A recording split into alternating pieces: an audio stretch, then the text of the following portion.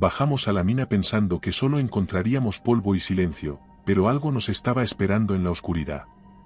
No eran los mineros desaparecidos y jamás debimos despertar lo que allí abajo dormía. Si disfrutas de este relato, suscríbete y deja tu like. Lo que viene a continuación te pondrá los pelos de punta. El helicóptero descendió en un claro rodeado por la espesa vegetación de la selva peruana, levantando una nube de polvo rojizo y hojas secas que nos obligó a cubrirnos el rostro. El calor era sofocante y la humedad hacía que el aire se sintiera pesado, como si estuviéramos respirando agua caliente. Hugo Rivas, nuestro jefe de equipo, fue el primero en bajar, ajustándose el casco con una mano y sosteniendo su linterna con la otra. A sus espaldas, los demás integrantes del grupo lo seguimos en silencio, observando la boca de la mina San Aurelio, un túnel de oscuridad que parecía devorar la luz del sol como si estuviera vivo. La empresa minera que había reabierto esta excavación había perdido contacto con sus trabajadores hacía 2 días. En teoría, no había razones para preocuparse, la mina no tenía antecedentes de derrumbes ni fugas de gas, pero algo en la forma en que nos habían pedido intervenir nos hacía sentir que la empresa ocultaba información. Luis, nuestro artificiero, resopló mientras revisaba su equipo. No me gusta esto, dijo, acomodando el rifle que llevaba en la espalda, un arma que técnicamente no deberíamos tener, pero que, en casos como este, en lo profundo de la nada, era mejor portar y no necesitar que lo contrario. Karina, la ingeniera del equipo, revisaba una tableta con los planos de la mina. Los registros dicen que es una mina antigua, fue utilizada en los años 50 y abandonada por décadas hasta que decidieron reabrirla. Ningún derrumbe, ningún accidente registrado. Pero 23 hombres no desaparecen sin motivo. Hugo asintió, observando la entrada de la mina. No lo sabremos hasta que entremos. Revisemos y salgamos cuanto antes. Nos colocamos los cascos con linterna, revisamos las radios y descendimos. Los rieles oxidados de los vagones crujían bajo nuestras botas, y el aire se volvía más frío a medida que nos adentrábamos en las profundidades. La luz del sol se extinguió tras unos metros, dejando solo el parpadeo de nuestras linternas iluminando las paredes de roca húmeda. Todo estaba en silencio. Demasiado silencio. No se escuchaba el eco de la maquinaria, ni el murmullo de trabajadores, ni siquiera el goteo del agua filtrándose por las grietas. Avanzamos en fila, con el jefe al frente y Rodrigo, el más joven del grupo, cubriendo la retaguardia. Cada paso que dábamos sonaba como un trueno en aquel túnel opresivo. Tras 15 minutos de exploración, encontramos el primer indicio de que algo no iba bien. En medio del túnel, alineados con una precisión inquietante, había cascos de seguridad. No estaban desperdigados ni abandonados apresuradamente, sino ordenados con una exactitud meticulosa, como si alguien los hubiera colocado allí a propósito. Nos detuvimos en seco. Esto no es normal, dijo Luis, apuntando con su linterna a la fila de cascos. Si hubieran huido por una emergencia, ¿por qué habrían dejado sus cascos en perfecto orden? Nadie respondió. Todos sentíamos la misma incomodidad en el estómago. Hugo dio la orden de seguir avanzando. Más adelante, la mina seguía igual de vacía. Sin embargo, encontramos un nuevo misterio, la maquinaria seguía encendida. Los generadores zumbaban con un sonido constante, las luces industriales parpadeaban débilmente y los ordenadores de monitorización seguían registrando datos. Pero no había nadie. No había signos de lucha, ni de huida desesperada, ni cuerpos. Era como si los trabajadores hubieran desaparecido en el aire. Entonces Karina gritó. Nos giramos de inmediato, con las armas y las linternas listas. Ella estaba junto a la pared del túnel, señalando algo con manos temblorosas. En la roca había una apertura. Un túnel que no figuraba en los planos. Pero lo más inquietante no era su presencia inesperada, sino su forma. La roca no había sido cortada con herramientas ni dinamitada. Estaba derretida, lisa, como si algo la hubiera corroído desde dentro. Me acerqué con cautela, pasando los dedos por la superficie, sintiéndola extrañamente tibia al tacto, como si aún guardara el calor de aquello que la había abierto. Un sonido seco sonó a lo lejos. Nos paramos. Luego otro golpe, más fuerte. Algo se movía en la oscuridad del túnel recién descubierto. Rodrigo fue el primero en reaccionar y levantó su linterna, apuntando directamente al interior del túnel recién descubierto. Su haz de luz tembloroso apenas logró penetrar unos metros en la negrura, pero entonces lo vimos, 2 puntos brillantes que reflejaban la luz, inmóviles, fijos en nuestra dirección. Relatos como este son parte de nuestro libro en Amazon. Encuéntralo en la descripción. No parecían ojos humanos. Eran más pequeños, redondos, colocados demasiado juntos y con un brillo antinatural, como el reflejo de la luz en el fondo de un pozo. En ese instante, la temperatura pareció descender bruscamente, y un escalofrío recorrió mi espalda. Nadie se movió. Nadie respiró. Luego, en un abrir y cerrar de ojos, aquellos ojos desaparecieron y el túnel pareció absorber la poca luz que quedaba. Algo se había movido dentro. Algo grande. El artificiero, con el ceño fruncido, sacó su pistola de bengalas y sin pensarlo disparó. La bengala surcó el aire con un silbido agudo y se clavó en la pared del túnel, iluminándolo con un resplandor rojo. Fue solo un segundo, pero fue suficiente para verlo. Una silueta alargada, casi delgada en exceso, con extremidades largas y múltiples, retorciéndose en una postura imposible mientras se aferraba a la roca con sus garras afiladas. Su piel no era rugosa ni escamosa, sino lisa y húmeda, de un tono grisáceo enfermizo que reflejaba la luz como un espejo. Su boca, Dios, su boca era lo peor. No estaba en el lugar correcto. No tenía labios ni barbilla, solo una abertura que se extendía de lado a lado en su rostro sin nariz, llena de dientes curvados y afilados como agujas. Entonces, sin previo aviso, se movió. No corrió ni avanzó de forma torpe como un animal asustado. No. Se lanzó hacia nosotros con una velocidad antinatural, como si no existiera fricción entre su cuerpo y la roca.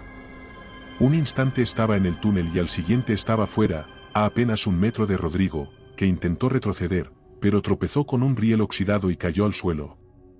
Sus gritos se fundieron con los de todos nosotros mientras desenfundábamos nuestras armas y disparábamos sin pensarlo, las balas rebotaban en las paredes de la mina y el estruendo nos ensordecía. Pero la criatura no parecía afectada.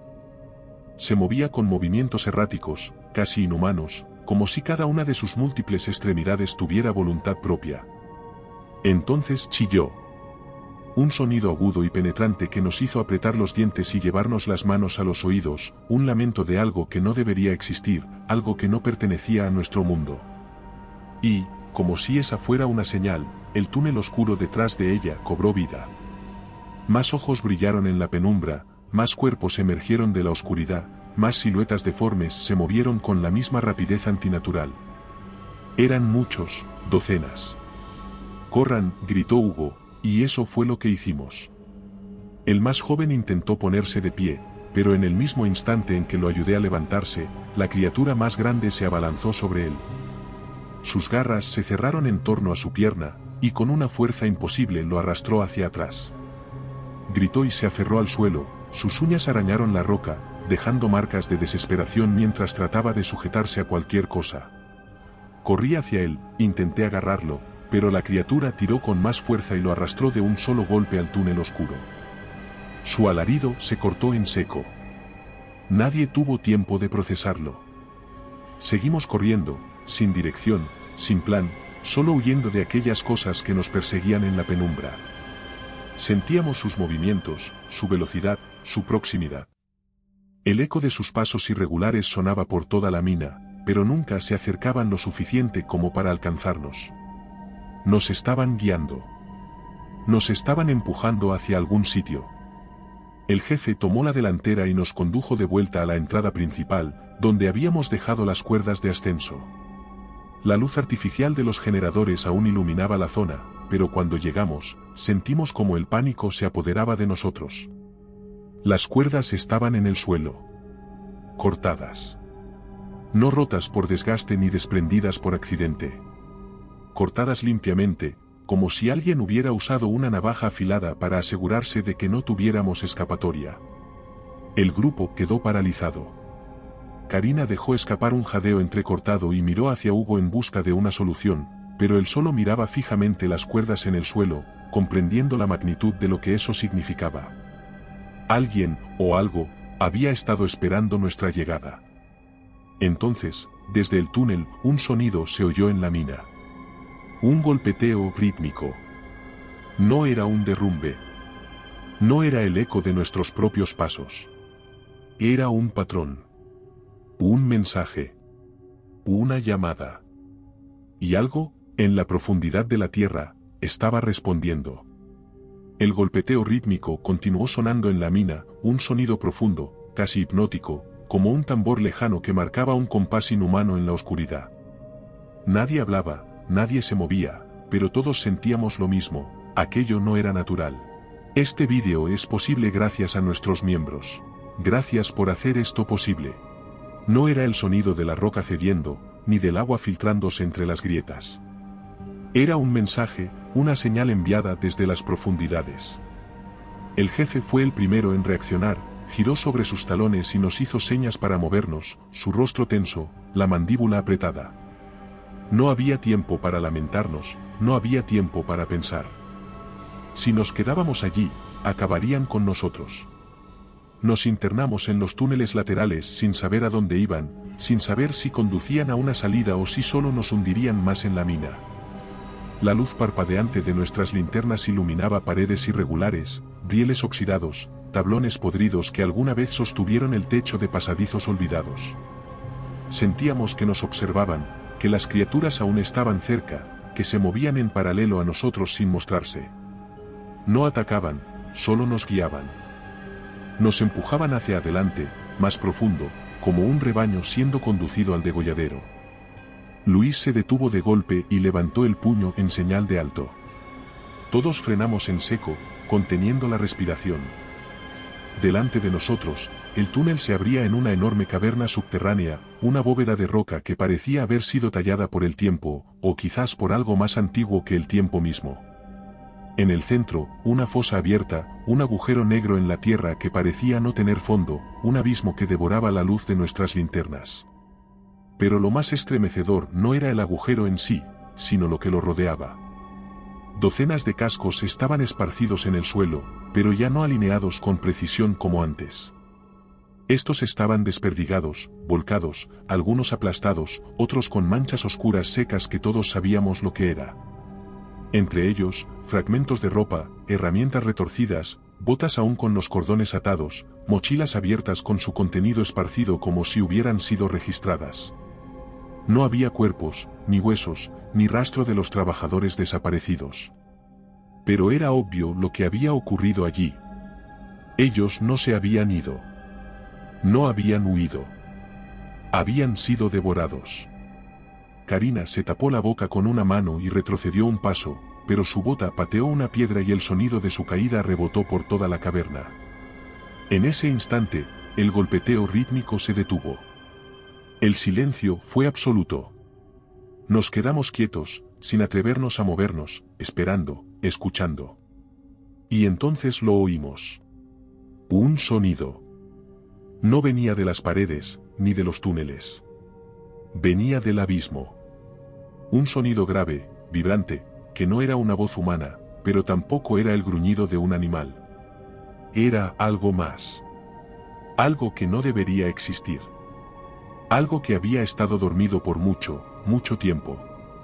No estamos aquí por accidente, dijo la ingeniera sin apartar la vista del agujero. Nos trajeron. Nos llamaron. Y entonces las criaturas aparecieron. Eran más grandes que las que habíamos visto antes. Sus cuerpos se retorcían como sombras líquidas en la penumbra, sus extremidades múltiples se deslizaban por el suelo con un sonido pegajoso, sus bocas deformes se abrían y cerraban con movimientos espasmódicos, como si probaran el aire con lenguas. Pero no nos atacaron. Nos rodearon en silencio, bloqueando cualquier ruta de salida, empujándonos más cerca del abismo. Luis gritó y sacó su pistola de bengalas, disparando directamente al agujero. La bengala cayó en la oscuridad y por un instante, la luz reveló lo que estaba allí. No sé cómo describirlo. No era un ser. No era una criatura con forma definida. Era una masa informe que no parecía tener un cuerpo real, pero se movía, respiraba, existía. Su superficie estaba cubierta de ojos que se abrían y cerraban en todas direcciones, bocas sin labios que murmuraban en un idioma sin palabras, un sonido que vibraba en nuestros huesos y nos hacía sentir diminutos, insignificantes. Si te ha gustado este relato, suscríbete para más historias como esta. No era algo vivo. Era algo que existía más allá de la vida. Más allá de cualquier comprensión humana. La luz de la bengala se extinguió y todo volvió a la oscuridad. No recuerdo lo que pasó después. Recuerdo que corrimos, que alguien gritó, que los disparos sonaron en el túnel. Recuerdo el jadeo de Luis, el llanto de Karina, los pasos frenéticos de Hugo. Nos separamos en la desesperación, sin saber a dónde íbamos, sin saber si alguien más seguía con vida. Solo sé que fui el único que salió. Nunca encontraron a mis compañeros. Nunca encontraron la mina. Cuando regresé con un equipo más grande, la entrada había desaparecido, como si nunca hubiera existido. Los registros de la empresa sobre la mina San Aurelio fueron destruidos sin explicación, y la compañía minera cerró operaciones en la zona sin dar ninguna razón. Pero yo sé la verdad. Sé lo que vi. Sé lo que sigue allí abajo. A veces, en las noches silenciosas, cuando todo está en calma, escucho un golpeteo rítmico bajo mis pies. La mina no se cerró. Solo está esperando su próximo turno. Si te ha gustado este relato, aquí tienes otro que te pondrá los pelos de punta. Si buscas historias más intensas, en nuestro canal de relatos largos te esperan narraciones de más de 1 hora. Y si quieres llevar el terror contigo, nuestro libro en Amazon tiene historias exclusivas. Buenas noches, desde Terreno Misterioso.